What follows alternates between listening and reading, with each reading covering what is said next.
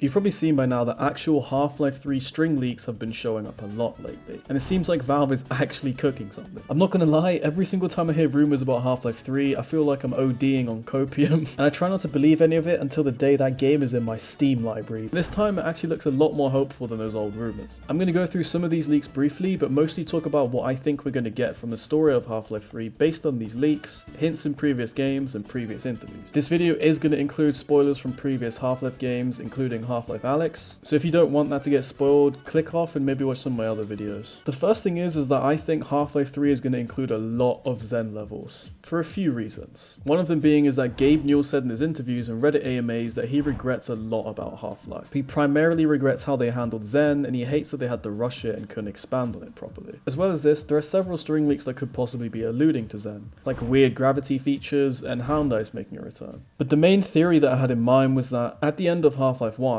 the G-Man claims that Xen is now in the hands of him and his employers. The border world, Xen, is in our control for the time being, thanks to you. So in my head, the G-Man and his employers must be doing something there, especially since it's a border world that can take you to different dimensions. Pair that with the fact that G-Man put Alyx in stasis at the end of Half-Life Alyx, and the after credits scene basically implies that we're going to be going after the G-Man. This just screams to me that Gordon's going to be separated from the G-Man's powers even more, with the help of the Vortigaunts, and he's going to have to go to Xen to find the G-Man, or at least learn about him and his so-called employers to save Alyx from whatever's going on. I think this game will still leave it all open-ended though, since that's the magic of Valve's storytelling with the G-Man. We're never actually going to properly know what he is or what his intentions are, but I think Half-Life 3 would take us way more down this path because of the three reasons I mentioned. Also, after seeing what Black Mesa did with Xen on an old, outdated Source 1 engine, I'd love to see what Valve come up with the Source 2 version of Xen, because I'm sure that they see what they did with Black Mesa as a mod, and recognize the fact that they're going to have to one-up them by a lot.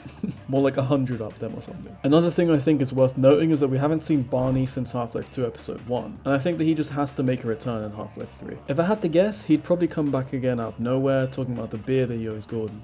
About that beer I owed you. I also think that they're going to kill Barney in this game as some kind of sacrifice scene. I don't know, I've always just thought that a beloved character would die in Half-Life 3, and it seems like Barney's the character that they kill off to get the player upset for whatever's going on and keep the plot going. Also, as well as those gravity features I mentioned, old enemies coming back and lots of time on Xen, the leaks also allude to some interesting features like AI for NPCs and a semi-open world. The semi-open world does not mean an open world game with a bunch of quests and stuff. Don't worry, it's still going to be a linear experience. It just means that there will be a bunch of extra things to do while you're playing the linear chapters. Think of the coastal sections in Half-Life 2 where you can choose to follow the road or explore the houses nearby, but just having a lot more things to explore, which I really like the idea of. I've always loved Half-Life being a linear game with the optional exploration, and giving this exploration more depth sounds like a great idea to me. Valve have always stated that they love the Cremator too, and have always tried to implement it in previous failed developments of Half-Life 3. If you don't know, the Cremator was a cut enemy from Half-Life 2 that would burn dead human corpses or aliens left from the Combine. And with Valve always trying to get it back into the game, I just can't see them not adding it in Half-Life 3 unless it really doesn't work.